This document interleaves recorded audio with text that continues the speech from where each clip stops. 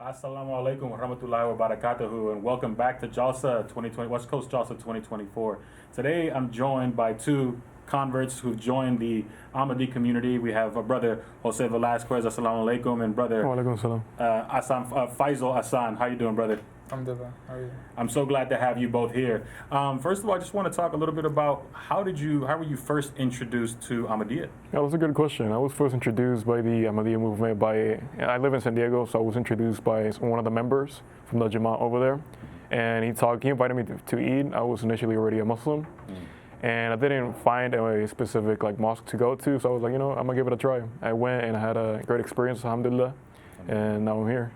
How did you find your way to Islam in general? I mean, that's just you're only 19. I think you were Christian before, right? Yeah, that's correct. So I like to look a lot of scientific facts, and I used to be a Christian before, and the Bible usually left me with a lot of questions, usually unanswered, and I was going back and forth with a lot of Muslim friends back home. I live in a predominant, Muslim community in Cajon, and so, going back and forth, I saw some verses from the Quran, specifically in Surah Ar-Rahman, which was how in perfect equilibrium, like the stars are floating, how everything prostrates, how there's a perfect balance in the universe. And my question was how did they know this thousands of years ago, which made me go further and further into depth. Further, and just kind of just searching for the truth. Yeah. Alhamdulillah. How about you, brother? How were you introduced to Ahmadiyya? So I have family. So my brother and my sister, they're converts, and my sister's kids both of their kids are Waqfino. So I was introduced to it through them, and I hadn't really converted when I was with them.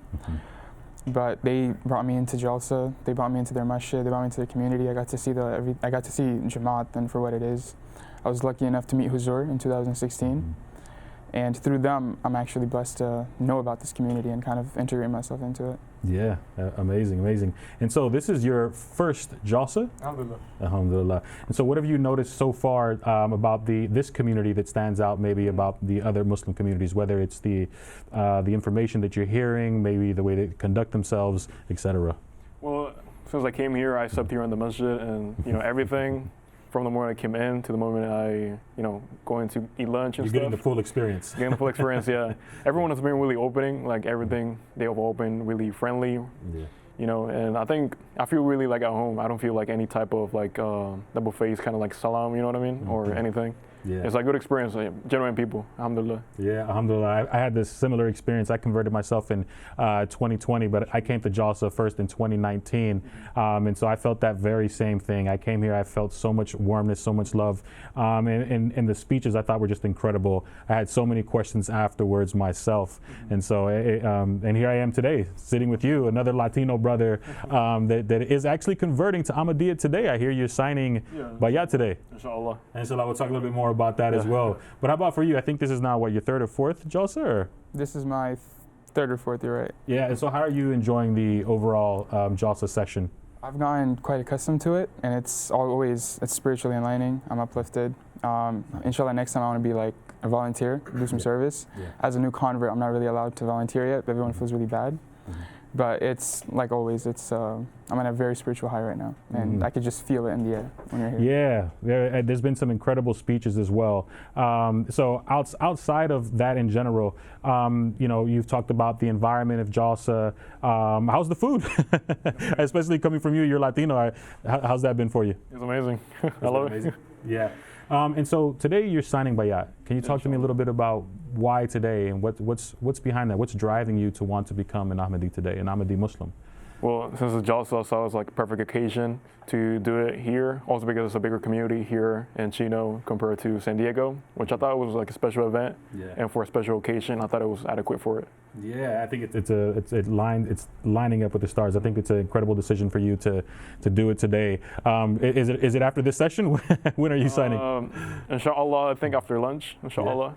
Yeah, definitely. Okay, so what we do is we'll go grab some food, and then we'll head over for you to get that signing. What were some of the revelations that you've had that made you know that you wanted to become an Ahmadi?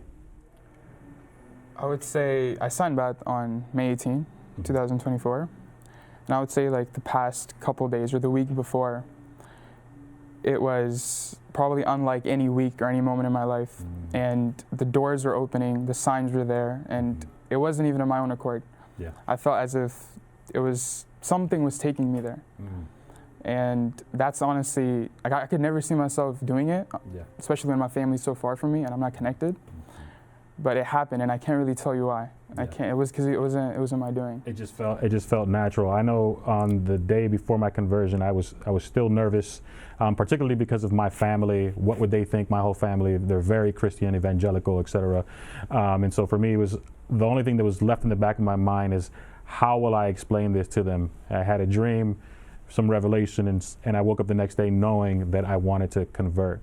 And so here I am, 4 or 5 years later. And so how about yourself? What was did you have any revelations that kind of led you to signing Bayat today? Well, I didn't specifically have any type of dreams or revelations. I made dua. I made a lot of dua. I've been studying the Ahmadiyya movement for like about a year now. And I made a lot of dua, as I said. And I kind of saw how I felt in the community, how the community treated me, and how I fitted in the community as well. And I saw it was a really organized community. Everything was really, as I said before, really open. And I also I like to ask a lot of questions. I like to question everything, logic. And alhamdulillah, they were able to provide me with a lot of resources and a lot of answers that I had questions for. So alhamdulillah for the community in San Diego. Alhamdulillah, alhamdulillah. So, as converts, sometimes we struggle with family and how our family may kind of be dealing with the situation. Is there anything that you've been experiencing, or has your family been overall just accepting of you converting to Ahmadiyya? I think alhamdulillah, in my case, since my older brother and sister, they are Ahmadis and they're very devoted. My family, as in my mom and dad, they were very accepting, and they're actually happy that I took the step, because I went from, even though I was a Sunni Muslim, my transformation was I went from almost like a non-believer to actually a believer. So for them it was a blessing, and they were happy about it. Alhamdulillah. How about yourself, brother? Oh, well, at the beginning when I reverted, they were a little bit less accepting, but alhamdulillah, over time they became growing more, I guess, accepting of it. And now they instead of buying pork tamales, they buy chicken. So we're moving forward, I guess. For Latinos, the pork is a little difficult. We eat it with every dish, and so I see that was definitely changed. So, Jalsa specifically, are there any moments that have stood out to you, just in general, Brother Faisal? I think in the speeches, it's there's little moments where you really, like, at least for me, I feel it talking to me, because it connects exactly with my journey. And these are the moments that I kind of crave for, and I look for, and I write it down. And I only find it in Jalsa or Huzur's sermons or in the Promised Messiah Islam's books. So that's why I come here, and I think every Jalsa I've been to, I find these moments. Like yesterday, today, and there was already some. And this is what kind of draws me in all the time. Yeah, definitely. How about yourself, Jose? Alhamdulillah, I had a really similar experience where I had a lot of questions coming into Jalsa. And alhamdulillah, these speeches were really into depth, backing a lot of the statements with parts of the Quran. And it felt like, as he previously mentioned, like they were talking to me as well. And it was really revealing. Alhamdulillah. Alhamdulillah. Have you all stopped by the bookstalls, picked up any literature? There's stuff in Spanish, translations, etc. Make sure to pick yourself up a Quran. But have you stopped by the bookstore or any of the other exhibitions that you maybe want to talk about? Yeah, alhamdulillah. I stopped by the bookstore. A gentleman named Malik, really kind of knowledgeable. He instructed me of the books. I asked him a lot of questions. He gave me a lot of answers. And alhamdulillah, it was a really big library you guys have. It was alhamdulillah. Yeah. And so you're currently at the San Diego Mosque? Yeah. Yeah. And so how about yourself? I live in the Bronx, but I would say I'm very closely tied to the Queens Masjid in New York. And you came all the way here for West Coast Jalsa? Yes. Alhamdulillah. So is there anything else that maybe that stood out to you in general that you want to speak about with regards to just your journey to Ahmadiyya? I know you've mentioned, your family's been accepting of it.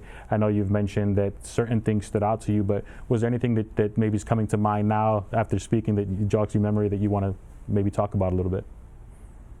I feel like if I'm talking to my past self, it would be that outside of Ahmadiyyat, what I noticed is faith is really closely tied to you not asking questions. It's a blind belief in your faith. And I think that's kind of what, even if you think you're a proper Muslim, you're righteous, it limits you practicing your faith. After converting or reverting, I noticed that that's what Ahmadiyya is you ask the questions. You being imandar is you asking the question. And even today, it's, one of the speakers talked about having the doubts and addressing it. And I think that's what this Jamaat is really like. It's so beautiful because you address your doubts and it just gets you closer to Allah, and that's why we're all here. Yeah, I love that. I love that. I had very similar experience. I know I had some initial doubts, and maybe not even initial doubts, questions that I need to ask. And something that it was a reoccurring theme was all the brothers would say, just pray. Just take your time, come to the masjid and pray. And Allah will reveal to you, what it is that He wants to reveal to you when the time comes. How about you?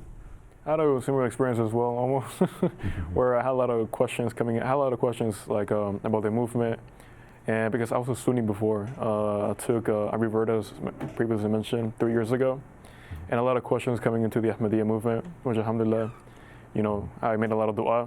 And I also read a lot of books online as well in the page of Al-Islam. And I got a lot of answers to back the statements in the faith. Have you heard of the Al-Islam app, the Q&A? It's an application you can find, and it's just all of these Q&A sessions, mulaqats, if you will. Have you heard of that application yet? No, I haven't actually. Yeah, check it out. It was very instrumental in my conversion. I used to drive down the 405 and just listen to these various questions, just like, well, both of you. I mean, part of becoming an Ahmadi Muslim is being someone who's seeking truth, being someone who's consistently trying to understand the world around you, trying to reconcile our previous Christian faith with science. And that's something that you don't have to do in Ahmadiyya, because we believe that science and religion go hand in hand. If there's any disagreements between them, it's because it's the way that we're interpreting them, but there is no disagreement between them.